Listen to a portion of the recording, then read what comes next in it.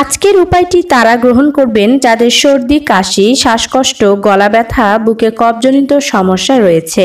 এছাড়া যাদের হাড়, জয়েন্ট, পেশির ব্যথা, মাথা ব্যথা, পেটের সমস্যা ইত্যাদি বিভিন্ন ধরনের শারীরিক সমস্যা রয়েছে, তারা এই উপায়টি শুধু একবার গ্রহণ করুন। তাহলে আর অন্য কোনো ধরনের ঔষধ ও ভেষজ আপনাদের খেতে হবে না। এই উপায়টি যদি আপনি রাতে গ্রহণ করেন তাহলে সারা রাত খুব ভালো ঘুম হবে।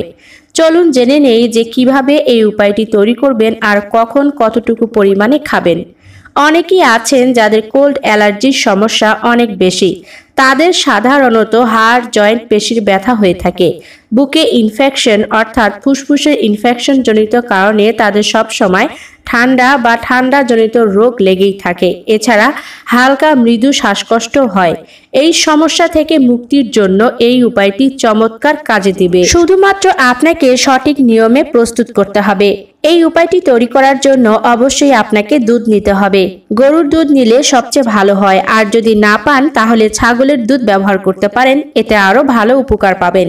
তবে মহিষের দুধ ব্যবহার করবেন না। একটি পাত্রে দুধ নিয়ে নিন 1 গ্লাস পরিমাণ, অর্থাৎ আপনি 250 মিলিলিটার দুধ নেবেন এবং তার সঙ্গে সম পরিমাণ পানি মিশিয়ে নেবেন। অর্থাৎ আপনি 250 মিলিলিটার দুধ নিলে পানিও 250 মিলিলিটার নিতে হবে। এবারে এটাকে চুলায় জাল দিতে বসিয়ে দিন। মাঝারি আঁচে এটি ফুটতে দিন। যখন এটি ফুটতে থাকবে তখন এর ভিতরে যুক্ত করুন হলুদ পেস্ট। কাঁচা হলুদ গ্রেট করে অথবা বেটে পেস্ট করে নিতে পারেন। আমি গ্রেট করে নিচ্ছি 1.5 থেকে 2 ইঞ্চি পরিমাণ কাঁচা হলুদ। এই কাঁচা হলুদের কারণে আপনার ফুসফুসে ইনফেকশন এবং ঠান্ডা কফজনিত রোগ, অ্যালার্জি, কোল্ড অ্যালার্জি বা ত্বকের উপরে র্যাশ, অ্যালার্জি, চুলকানি এই সমস্ত সমস্যা দূর হয়ে যাবে। যদি আপনি হলুদ মিশিয়ে খান তাহলে আপনার রোগ প্রতিরোধ ক্ষমতা কিন্তু অনেক বেড়ে যাবে। অনেকেই আছেন যারা কাঁচা হলুদের বদলে গুঁড়ো হলুদ দিয়ে খেতে চাইবেন। তাদের বলছি, আপনারা যে হলুদ গুঁড়ো খেয়ে থাকেন সেই হলুদ তৈরি করার প্রচেষ্টা এমনভাবে হয় যে হলুদের অধিকাংশ গুণাগুণই নষ্ট হয়ে যায়, কারণ সেই হলুদটা সেদ্ধ করে রোদে শুকিয়ে গুঁড়ো করা হয়। কাজেই আপনি যদি সরাসরি কাঁচা হলুদ কেটে রোদে শুকিয়ে গুঁড়ো করে নিতে পারেন তাহলেই এর গুণাগুণ বজায় থাকবে এবং তা আপনার শরীরের জন্য উপকারীও হবে। কাজেই এক্ষেত্রে আপনারা কাঁচা হলুদ ব্যবহার করতেই পারেন। কাঁচা হলুদ একবার কিনে রাখলে 6 মাস পর্যন্ত ভালো থাকবে। কাঁচা হলুদ এখানে আপনি গ্রেট করে দিতে পারেন অথবা বেটেও দিতে পারেন। শুধু খেয়াল রাখবেন যে দুধ ফুটে উঠলে হলুদ দিয়ে দিতে হবে। তারপরে যারা গুঁড়ো হলুদ ব্যবহার করতে চাচ্ছেন তারা চা চামচের হাফ চা চামচ পরিমাণ গুঁড়ো হলুদ ব্যবহার করতে পারেন। হলুদ এবং দুধ ফুটতে থাকবে আরো 5 থেকে 7 মিনিট। এই পর্যায়ে আপনাকে এখানে দিয়ে দিতে হবে এই ছোট এলাচ। ছোট এলাচ লাগবে 3টির মতো।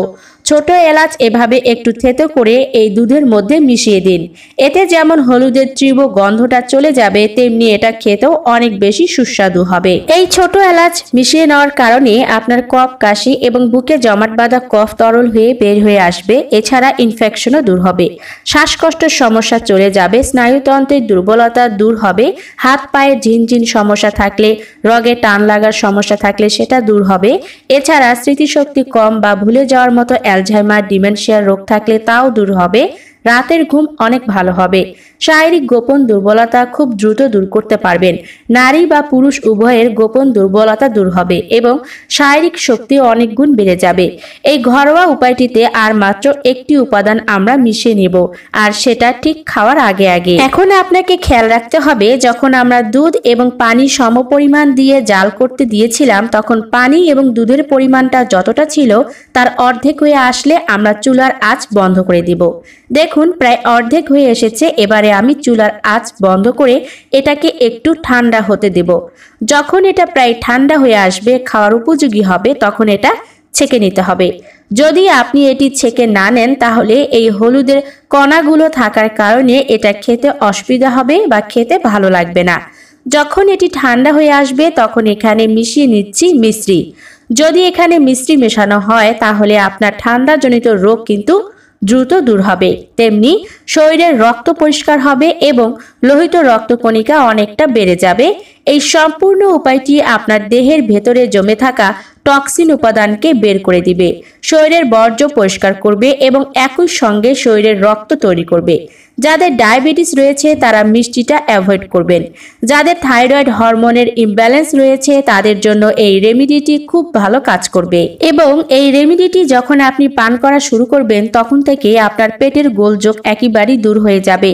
যে সকল মানুষজন পেটের রোগের জন্য, হজমের সমস্যার জন্য দুধ খেতে পারতেন না, তারা এইভাবে সঠিক নিয়মে যদি প্রস্তুত করে খেতে পারেন তাহলে পেটের রোগ যেমন দূর হয়ে যাবে তেমনি জীবনেও আর কখনো গ্যাস, অ্যাসিডিটি বা পেটের সমস্যা থাকবে না।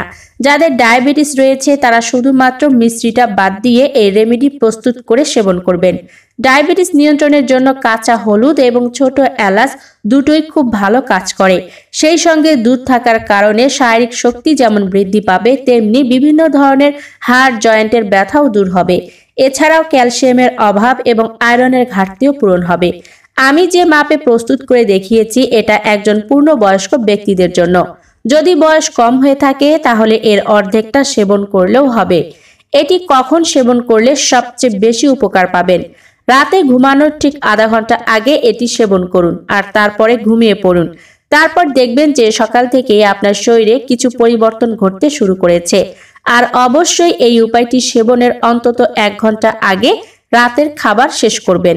রাতের খাবারের পাশাপাশি যদি এটি খান তাহলে উল্টো ফল হবে, গ্যাস, অ্যাসিডিটি বেড়ে যাবে এবং সেই সঙ্গে বিভিন্ন ধরনের সমস্যা তৈরি হবে।